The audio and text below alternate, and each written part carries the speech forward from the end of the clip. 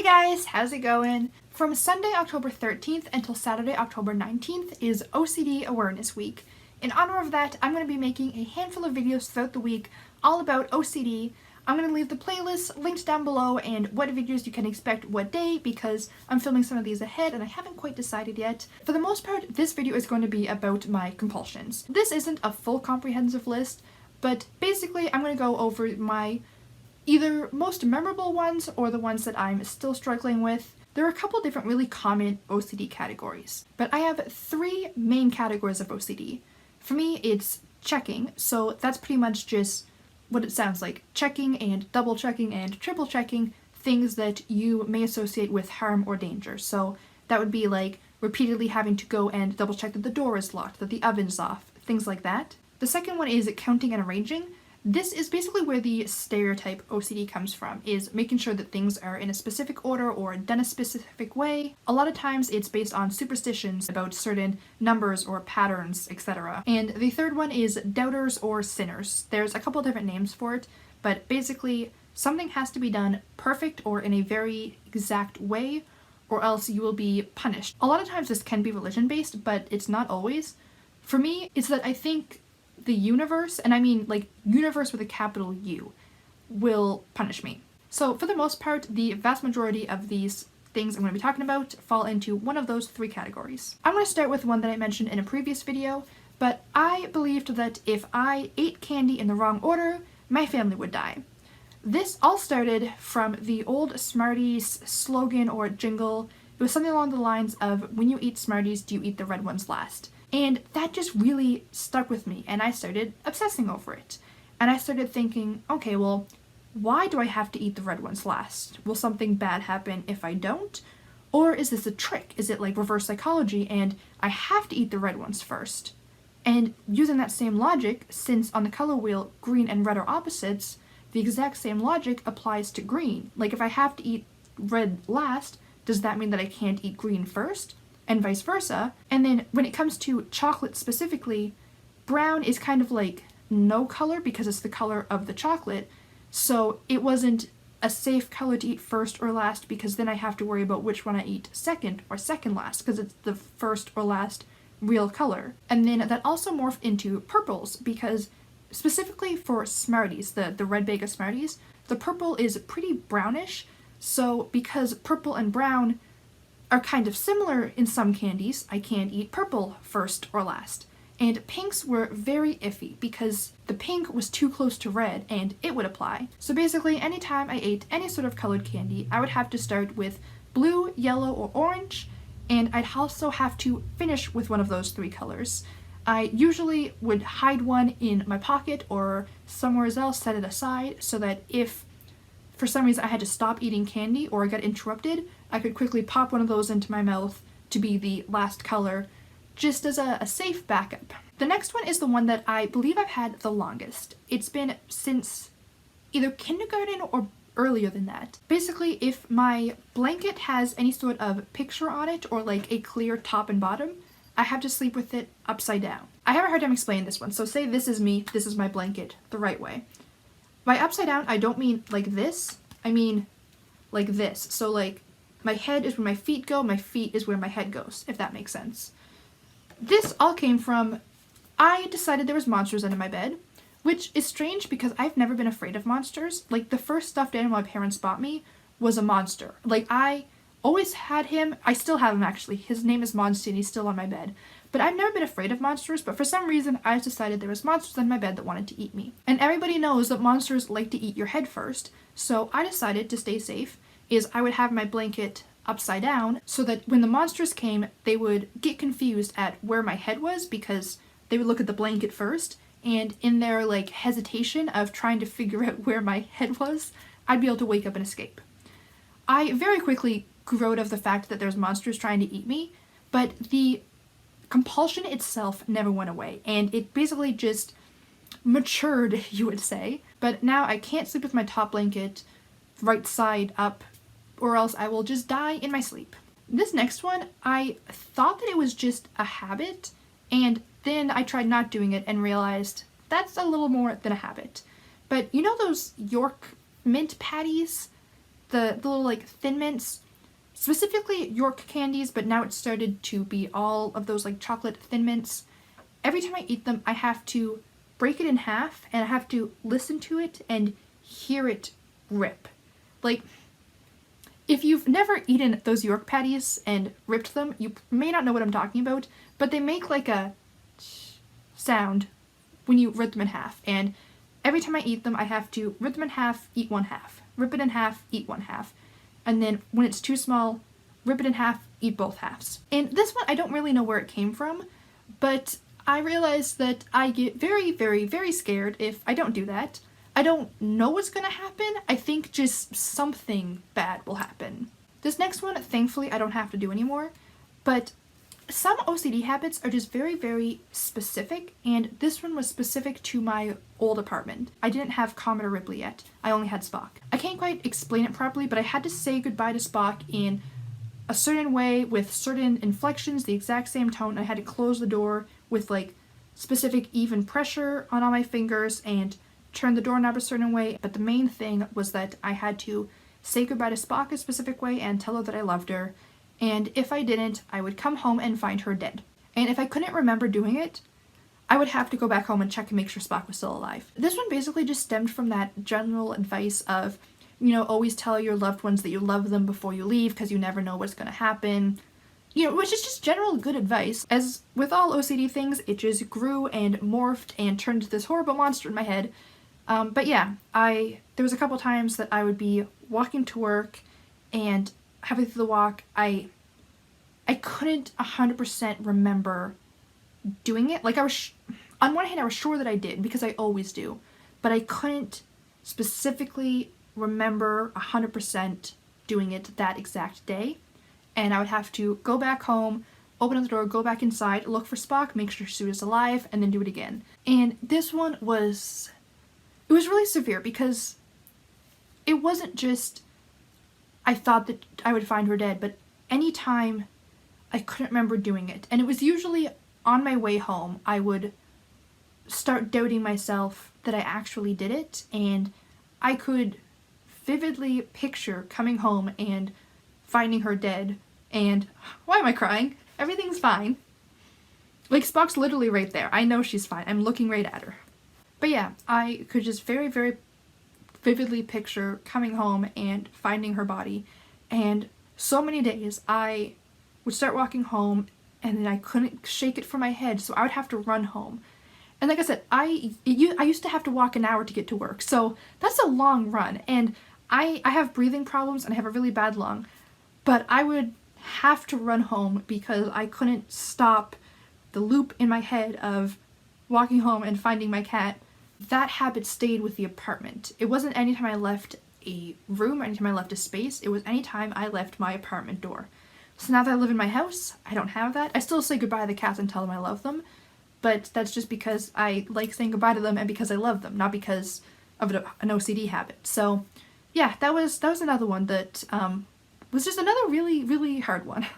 The next one is that I can't be 100% sure of something or like guarantee anything, or else I'll either jinx it or the universe, and I mean like universe with a capital U, will decide that I'm being too arrogant and punish me. The consequence to this one depends on what the exact circumstances are. So let's say I'm saying that I'm 100% sure that there's no poison in this apple. Because I'm being so sure, the universe and like the force that decides everything is going to think that I am being arrogant and that I am thinking that I'm smarter than it.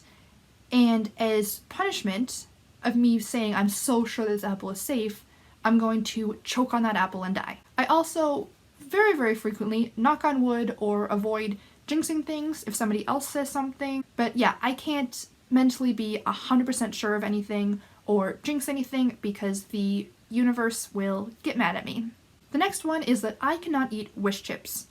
I've realized that not everybody knows what a wish chip is. It's chips that are folded in half. If you eat one, then you can make a wish. I hate anything that requires making a wish. I hate 11:11 p.m. I hate shooting stars. Like anything that may make you have a wish, I am terrified of. Because, like, what if a terrible thought pops into my head at that exact moment? Like, what if I'm just sitting there eating chips and suddenly I think, I wonder when my loved ones are gonna die. Then I'm gonna somehow accidentally wish that my loved ones were all dead. I'd like to say that I've gotten better at it, but I may have just morphed my ritual with it. But before, I couldn't eat wish chips at all, and anytime I ate chips that were like broken and so small that they may have been part of a wish chip, I had to chew a specific way and repeat over and over again in my head, I wish that this is not a wish chip. Because that way, if it is a wish chip, I'm wishing that it wasn't, and it's a paradox, and I'm safe. And if it's not a wish chip, then it doesn't matter. And also because sometimes wishes might do the opposite if like the angle or something is wrong. So either way, I'm safe. Because paradoxes are lifesavers in my head. Like, paradoxes, A+, really like them. But yeah, I do not do anything that requires wishes. I don't blow out birthday candles. I don't do any of that. I just repeat very loudly in my head, I wish that this is not a wish blank. Another one that's kind of based off of like the doubter and sinner category of the universe is going to get mad at me and punish me is I cannot quit a game of solitaire. I have to win every single game of solitaire, and if I can't win, I will restart and keep going over and over again until I am like as positive as I possibly can be that there isn't a way to win. Like sometimes, like the cards just arranged in a way that there isn't a way to win. Basically, if I give up in a game of solitaire, then I think that I'm giving a sign to the universe that I'm not willing to work for what I want, and that it'll like the next thing I try to accomplish, it'll take that away from me because it doesn't believe that I am willing to work for it. This next one is hard to explain, but basically any I call them absent-minded sounds. I can't know how many times they happen.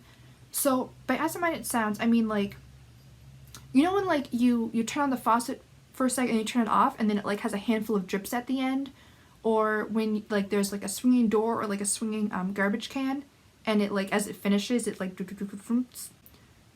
or if you drop a coin and it's bouncing a couple times and then when it finishes rolling and something like that, when it's just a random amounts of sounds that you can't control. If I know how many times that sound happened, or if I can possibly repeat the rhythm in my head and would in theory be able to count them, then I am convinced that in that many seconds or minutes, something terrible will appear out of nowhere and kill me.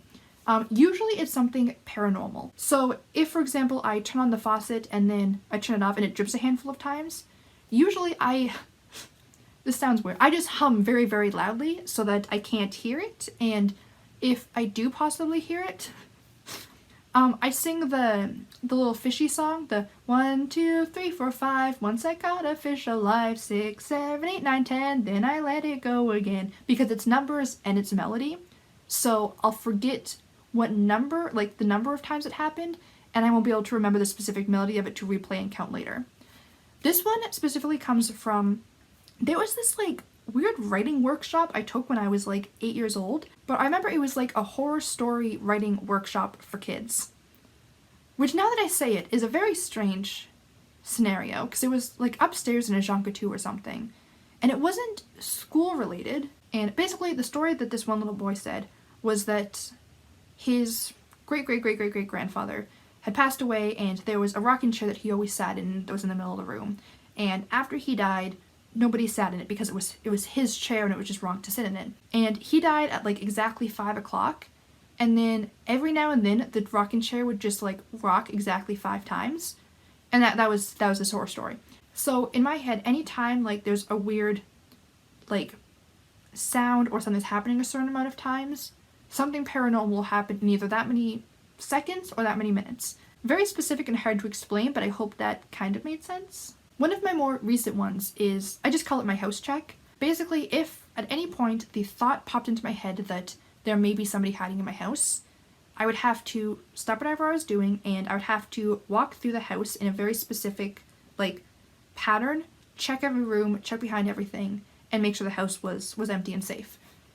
And I kind of started off just convincing myself nah, that's not OCD, this is just being thorough. No, it's not. But yeah, so I'd have to do it the specific way. If I got interrupted or it didn't like feel right, I would have to start over again.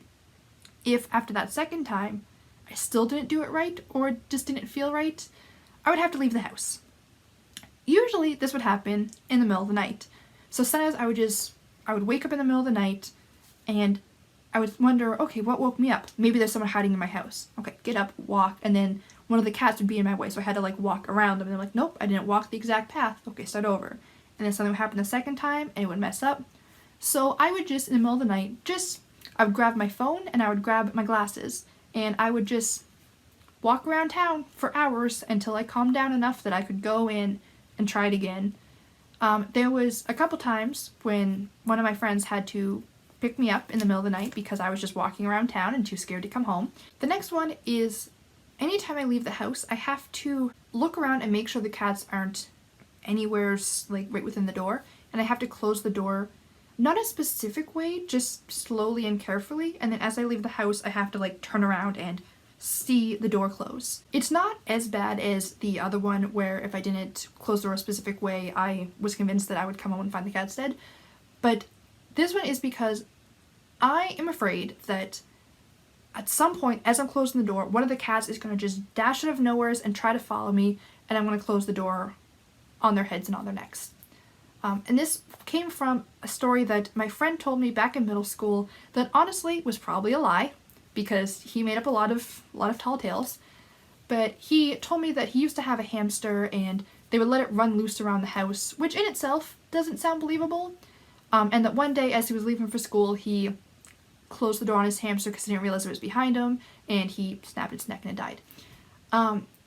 And that has just stuck with me, and I just have to be absolutely sure every time I close the door that there is no chance that I close the door on the cats' heads. And like, my cats are like average size cats. Like, I would notice if I closed the door, and I don't go around slamming doors. Like I know that it couldn't happen. But if I don't see the door close and like watch and make sure that there's no cat heads nearby, then I have to go back in the house, look for all three of them, make sure they're there, they're safe, and then try again. And the last one is a fairly basic thing, I think, but anytime after I'm cooking, I have to just be as sure as I possibly can be that I really did turn off the stove and oven. Usually I'll go and do something else, or I'll be eating, and then there's just that flicker of doubt in my head that says, but did you really turn off the oven? And it doesn't matter that I just double checked it 5 seconds ago and then I've checked it 10 times in the last 2 minutes. I'm like, you know what? I'm not sure. Let me go double check. And then I'll go double check, see, yep, it's still off. Go back to what I was doing, sit down, eat another bite of food. And then I'm like, well, did you really look? Or do you just think that you looked? I'm like, no, I definitely looked, but I'll go back and double check. And I'll check it again. Nope, it's still off. And then I'll go back to what I was doing, and then a couple minutes later be like, wait, the last time you were in the kitchen, did you accidentally turn the oven on? Which, of course I didn't, but I gotta go double check. And that applies to a lot of things. The oven is the most common example, but the other things, like making sure that the garbage bag is tied safely and tightly, or twisted and folded down in on itself so that the cats can't like climb into the garbage bag and choke on something or suffocate themselves.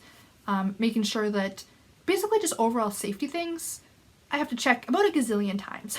Finally, here are some honorable mentions that don't cause me like extreme anxiety and distress. It really bothers me when it's not done that way, and I obsess over it a little bit, but I can move on with my life. For my pens, I always have to have the cover lined up perfectly with the logo or the writing.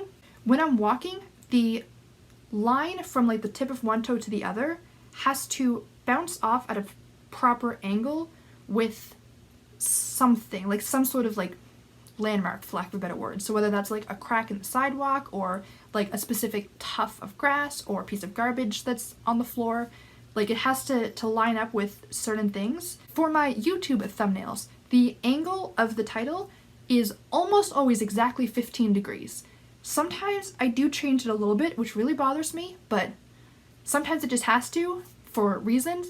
But almost always, it's 15 degrees. When I hang my shirts up in my closet, they have a very specific order that they go in that makes sense in my head, and everything kind of is something similar to the shirt in front of it and behind it. And there you have it. That is all for today's video. This one was a little bit long and rambly, but I don't know, I found it really interesting hearing other people's specific, like, obsessions, compulsions, rituals, etc. So I thought that I would share mine, and I don't know, this was something that I did find really helpful in therapy, was being aware of my rituals and why I do them and the consequences of them, and just being aware of them and thinking about them and challenging them in a way. So if you found this video somewhat interesting, please click the like button to let me know. Don't forget that I'm going to be making videos all week about OCD. If there's any specific videos that you want to see or any specific questions that you have, I'm thinking of my last video doing like a Q&A type thing. So definitely, if there's any questions you have, ask them down below. If I don't end up making a Q&A, I'll still answer your questions. So I hope to see you guys next time, and until then, have a great day. Bye!